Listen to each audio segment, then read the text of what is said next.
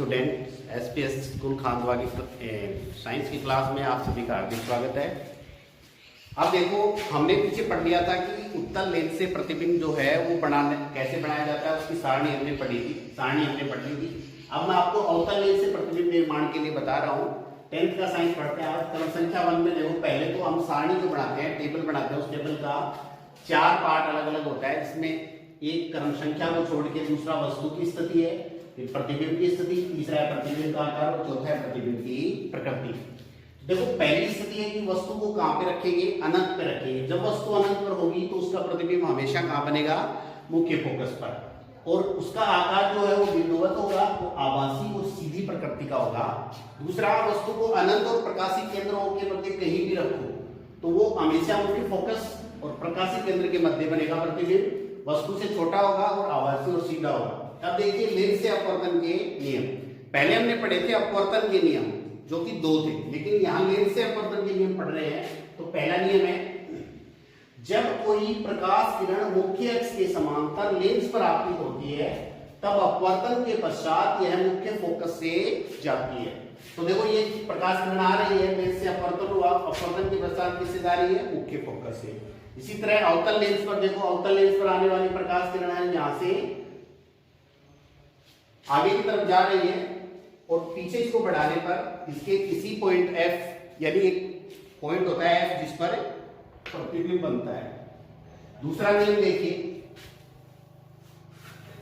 दूसरा नियम क्या है वो देखो,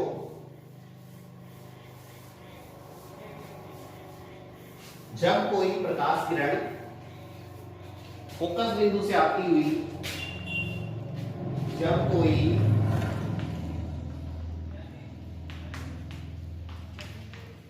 प्रकाश किरण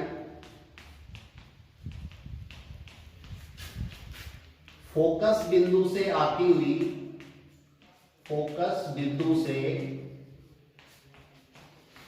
आती हुई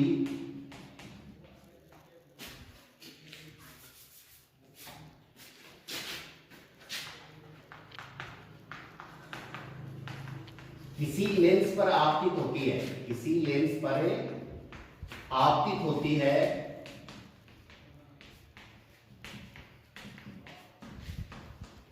तब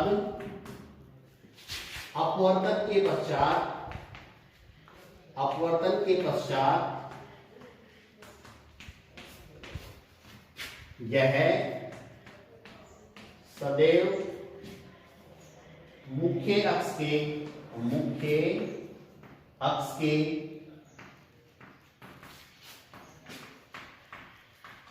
समांतर हो जाती है, समांतर हो जाती है।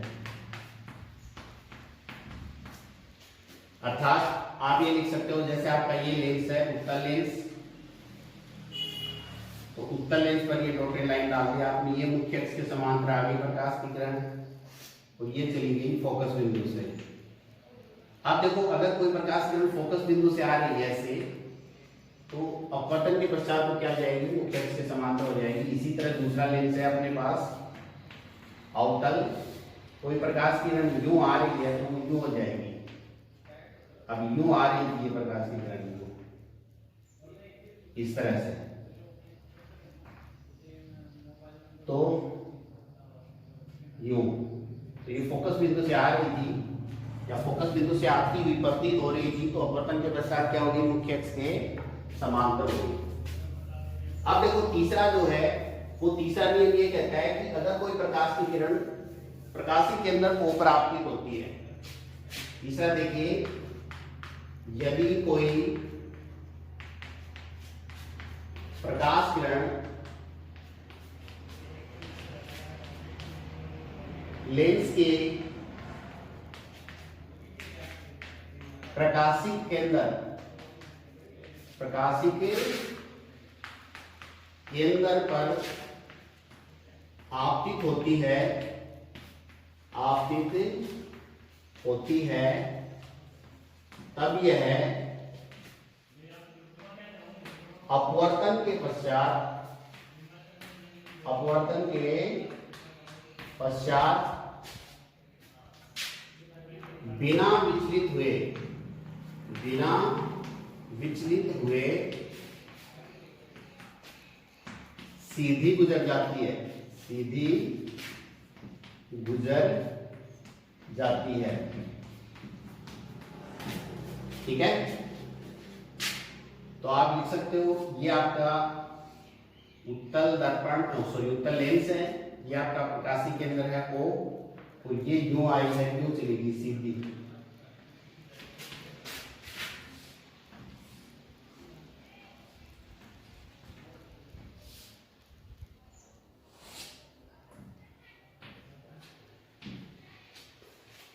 ठीक है, तो ये हो गए 3 लेंस से अपवर्तन के नियम। अब देखो मैं किरण आरेख पढ़ाता हूं आपको। तो पहला है उत्तल दर्पण से किरण आरेख, उत्तल लेंस से, सॉरी उत्तल लेंस से किरण आरेख, किरण आरेख क्या होता है? देखो उत्तल लेंस से किरण आरेख, पहला नंबर 1 किरण आरेख जब हम बनाएंगे तो उत्तल लेंस की हमने 6 स्थितियां पढ़ी थी। पहला है जब वस्तु अनंत पर हो, अनंत पर हो। अगर वस्तु अनंत पर होगी तो उसका प्रतिबिंब कहां बनेगा वो देखिए आप। जैसे ये आपका लेंस, उत्तल लेंस, ये मैंने इसकी मुख्य अक्ष खींच दी, ये इसका प्रकाशीय केंद्र हो गया, यहाँ पे और यहाँ पे इसके फोकस बिंदु हैं, ये और ये इसके वक्रता केंद्र है। अब देखो जब वस्तु अनंत पर है तो अनंत से आने वाली प्रकाश किरणें हमेशा क्या होती हैं? मुख्य अक्ष के समांतर आती हैं। फिर अपवर्तन के बाद वो हमेशा किससे जाती है?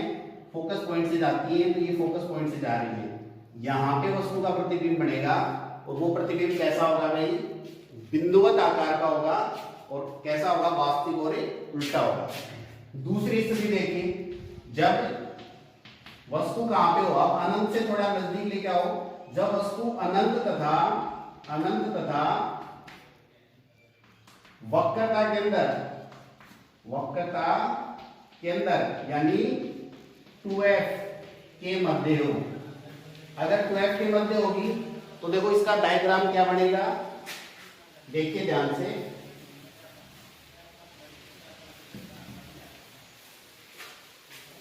जब वस्तु कहां पे हो? अनंत और वक्रता केंद्र के मध्य हो, तो ये स्थिति है, ये आपका लेंस है, ये हमने इसकी मुख्य अक्ष खींच दी, यहाँ पे अनंत है और ये आपका वक्रता केंद्र है। तो यहाँ पे वस्तु रखी है ए बी के सिरे से प्रकाश किरण आ रही है, मुख्य अक्ष के समांतर किससे जा रही है? फोकस बिंदु से जा रही है। दूसरी प्रकाश की किरण जो है वो प्रकाशी केंद्र से बिना विचलित सीधी जा रही है। तो यहाँ प्रतिच्छेद बिंदु पर बन रहा है a डैश b डैश, वास्तविक और उल्टा प्रतिबिंब बन रहा है।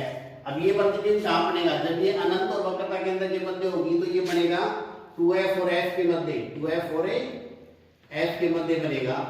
आकार में कैसा होगा? वस्तु से छोटा, ठीक है, आकार में कैसा होगा? वस्तु से छोटा और वास्तविक और उल्टा होगा। फिर इसके बाद ये 2 नंबर हो गया। 3 नंबर देखो, 3 नंबर स्थिति, जब वस्तु वक्रता केंद्र पर स्थित हो, वक्रता केंद्र पर स्थित हो, तब कैसी स्थिति आती है? देखो तो आपका ये हो गया लेंस, ये मुख्य अक्ष हो गई, और ये प्रकाशी केंद्र हो गया। इधर f है, ये f है, ये फिर इधर 2f हो जाएगा और इधर भी 2f हो जाएगा। वस्तु को वक्रता केंद्र यानी 2f पर रखा आपने, तो 2f पर वस्तु रखने पर देखो ए बी वस्तु है, ए सिरे से 2 प्रकाश किरणें आ रही है, एक प्रकाशी किरण मुख्य अक्ष के समांतर आ रही है, दूसरी प्रकाशी केंद्र O से जा रही है, बिना विचलित सीधी गुजर रही है। तो प्रतिच्छेद बिंदु पर वस्तु का प्रतिबिंब बन रहा है a डैश b डैश, जो आकार में कैसा है? वस्तु के समान है और वास्तविक और उल्टा है। इसके बाद देखिए स्थिति नंबर 4। स्थिति नंबर 4 में देखो, जब वस्तु कहां पे हो? वक्रता केंद्र तथा मुख्य फोकस के मध्य, मुख्य फोकस के मध्य हो, वक्रता के अंदर वो मुख्य फोकस के मध्य होगी तो क्या स्थिति आएगी, ये स्थिति आ जाएगी। यह आपका प्रकाश के अंदर वो आ गया। इधर आपने वस्तु रखी है ए बी, क्या रखी है, ए बी। ये कहां पे रखी है भाई, आपने 2f और f के बिटवीन रखी है। तो प्रकाश की किरण मुख्य अक्ष के समांतर आ रही है और ये अपवर्तन के बाद कहां से जा रही है, फोकस पॉइंट से जा रही है।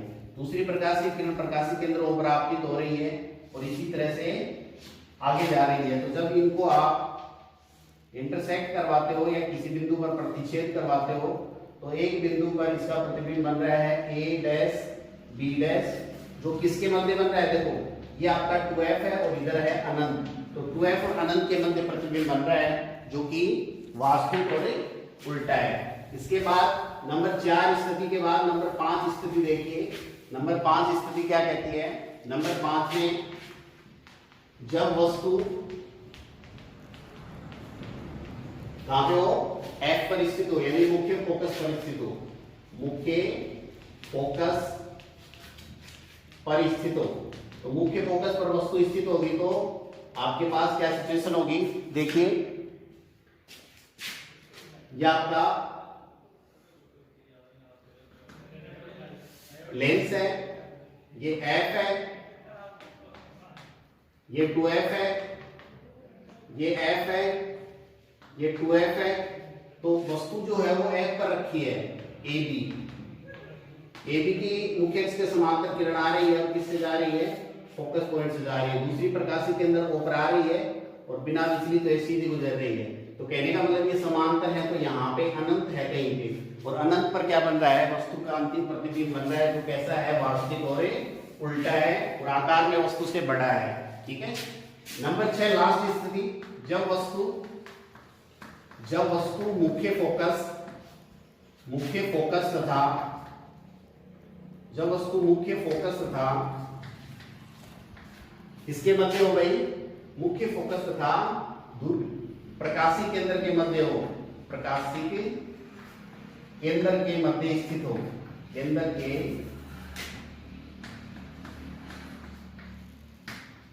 मध्य स्थित हो। अगर प्रकाश केंद्र के मध्य स्थित होगा तो क्या स्थिति हो जाएगी, देखो ये जैसे आपका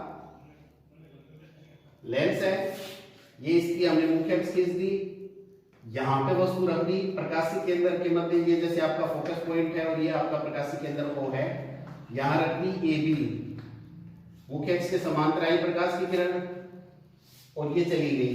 फिर दूसरी प्रकाशी केंद्र ऊपर आपकी हुई और ये चली गई। इनको पीछे बढ़ाओ, देखो पीछे बढ़ाएंगे तो एक पॉइंट पर ये प्रतिच्छेद करेगी।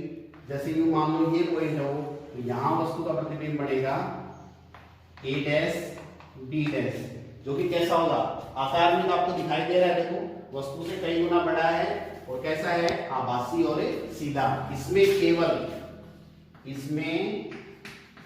केवल कैसा बनेगा भाई, आभासी तथा सीधा प्रतिबिंब बनता है, सीधा प्रतिबिंब बनता है, प्रतिबिंब बनता है। ठीक है। अब देखो जैसे आपने उत्तल लेंस के लिए निकाली ये सारी चीजें, वैसे ही मैं अवतल के लिए भी आपको किरण आरेख बता देता हूं। तो अवतल लेंस के लिए किरण आरेख क्या होगा, इसमें 2 डायग्राम बनेंगे। तो नेक्स्ट हेडिंग अपनी हो जाएगी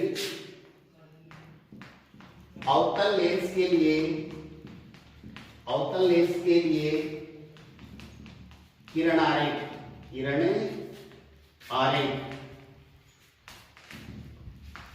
क्या होगा अवतल लेंस के लिए किरण आरेख, देखो पहला, जब वस्तु कहां पे हो, जब वस्तु अनंत पर हो, वस्तु अनंत पर स्थित हो।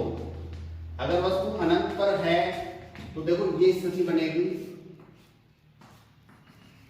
ये मुख्य अक्ष हो गई, इधर F हो गया, इधर 2F हो गया, फिर इधर F हो गया और ये 2F हो गया, इधर अनंत और इधर अनंत है। ठीक है। वस्तु को रखा है अनंत पर, तो अनंत से आने वाली किरणें इस तरह से आएंगी। ठीक है। अब ये किरण यहां से यूं सीधी चली जाएगी,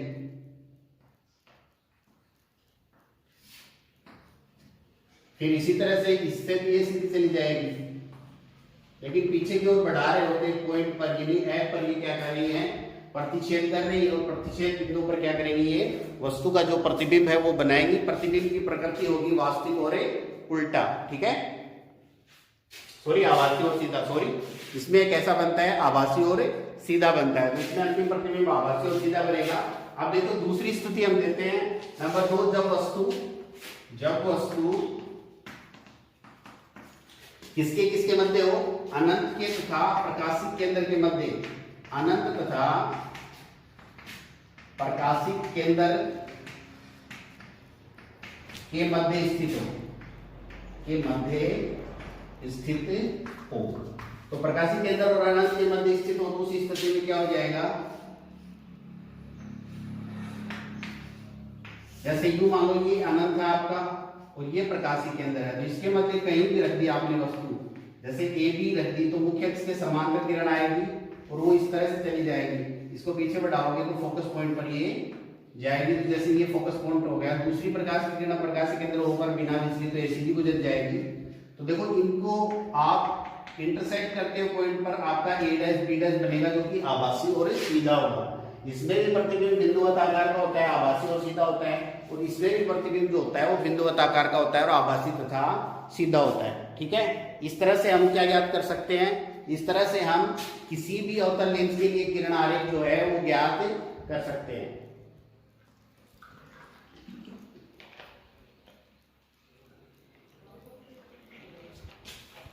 अगली हेडिंग देखो,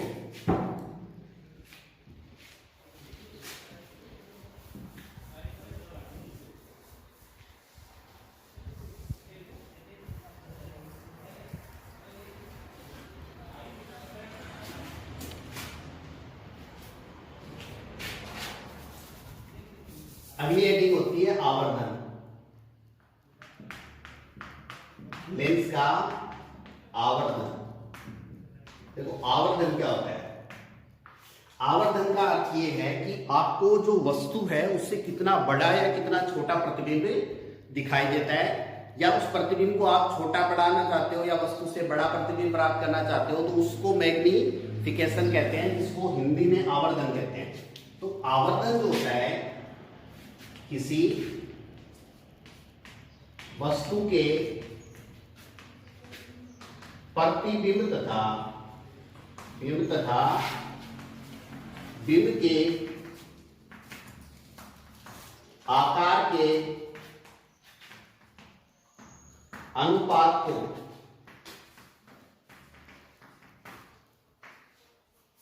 आवर्धन कहते हैं।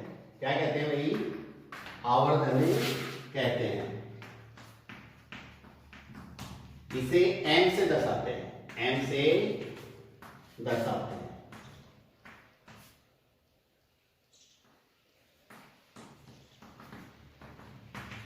एम से दर्शाएंगे तो क्या जाएगा, देखो आवर्धन इक्वल टू, आवर्धन बराबर आ जाएगा प्रतिबिंब का आकार,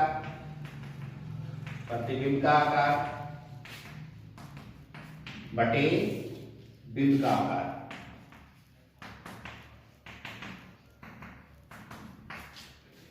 तो माना प्रतिबिंब की ऊंचाई क्या है, ऊंचाई कह दो या आकार कह दो, एक ही बात है, ठीक है। तो हमने मान लिया कि प्रतिबिंब की ऊंचाई h है, h डैश है, तथा बिंब की ऊंचाई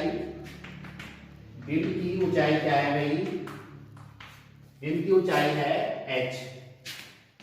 तब आप क्या लिख सकते हो, देखो अगर h डैश ये है, h ये है, तो n इक्वल टू क्या जाएगा, h डैश बटे h, n इक्वल टू क्या जाएगा, h डैश बटे h, यानी प्रतिबिंब का आकार बटे बिंब का आकार। अब देखो इसमें कब आपको m का मान धनात्मक प्राप्त होगा और कब आपको m का मान ऋणात्मक प्राप्त होगा, इसके लिए थोड़ा सा मनन करते हैं इस बात पर। तो थोड़ा सा मनन इसलिए करते हैं क्योंकि देखो h की वैल्यू, यानी h अगर नीचे की तरफ बनता है, नीचे की तरफ बनने का मतलब ये है कि यदि प्रतिबिंब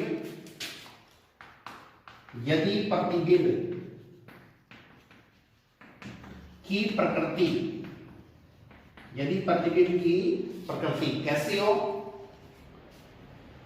वास्तविक तथा उल्टी हो। अब वास्तविक और उल्टा होगा ना, तो प्रतिबिंब हमेशा नीचे की तरफ बनेगा, तो नीचे की तरफ बनेगा तो H नेगेटिव होगा, तब आवर्धन, तब M ऋणात्मक होता है,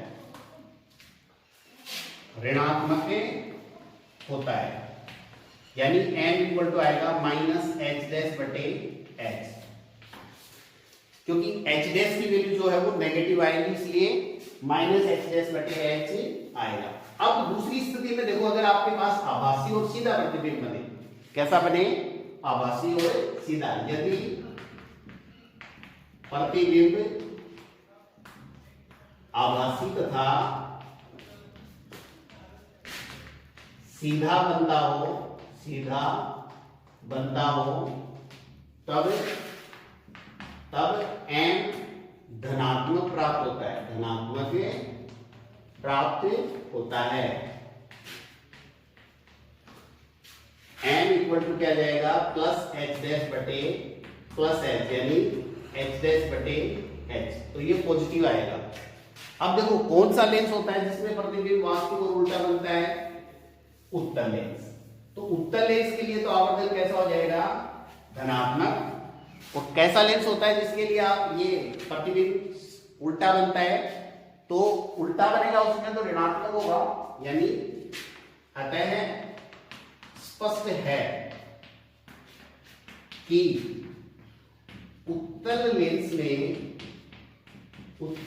में आवर्धन, उत्तल लेंस में आवर्धन, देखो उत्तल लेंस में वास्तविक और उल्टा बनेगा, उल्टा बनेगा तो नीचे की तरफ बनेगा, तो उत्तल लेंस के लिए आवर्धन कैसा होगा, ऋणात्मक, तथा अवतल लेंस के लिए, अवतल लेंस के लिए आवर्धन धनात्मक प्राप्त होता है, धनात्मक प्राप्त होता है। ठीक है, आवर्धन को आप वस्तु की दूरी, यदि वस्तु की दूरी u तथा प्रतिबिंब की दूरी v हो, तब वस्तु की दूरी u तथा प्रतिबिंब की दूरी v हो, तब m इक्वल टू होता है v upon u। m equal to क्या होता है, v अपॉन u। अब देखो यदि उत्तल लेंस हो, उत्तल लेंस के लिए देखो हमेशा u तो कैसा होगा, नेगेटिव होगा। u तो चाहे उत्तल लेंस हो चाहे अवतल हो, u तो हमेशा क्या होगा, नेगेटिव होगा। लेकिन उत्तल के लिए v कैसा होगा, पॉजिटिव। तो उत्तल लेंस के लिए v कैसा होगा, पॉजिटिव होगा। तो v पॉजिटिव होगा, u नेगेटिव होगा, तो आंसर जो आएगा तो m इक्वल टू आ जाएगा माइनस, m इक्वल टू कैसा आ जाएगा, माइनस का आ जाएगा। और अगर मैं यही बात अवतल के लिए हूं, यदि अवतल लेंस हो, अवतल लेंस हो, तो अवतल लेंस के लिए v कैसा आएगा, अवतल लेंस में जो प्रतिबिंब बनेगा वो इधर बनेगा, तो v भी नेगेटिव आएगा, u भी नेगेटिव आएगा, यानी m जो है वो कैसा आएगा, पॉजिटिव आएगा। तो इस तरह से आवर्धन जो है वो परिभाषित किया जा सकता है। यानी आवर्धन का मतलब ये है कि प्रतिबिंब कितना बड़ा या छोटा बनेगा। आवर्धन का मान प्लस का भी हो सकता है, आवर्धन का मान माइनस का भी हो सकता है। यानी प्लस और माइनस के मान निर्भर करते हैं कि वस्तु का प्रतिबिंब कैसा बन रहा है, वास्तविक या उल्टा बन रहा है, आभासी या सीधा बन रहा है, या फिर बिंब की दूरी प्रतिबिंब की दूरी है, उस आधार पर आप इसको परिभाषित करोगे तो m equal to v by u, ये आवर्धन हो गया। आगे का शेष पार्ट जो है वो बच्चों अगली क्लास में हम पढ़ेंगे। आज के लिए इतना ही, धन्यवाद।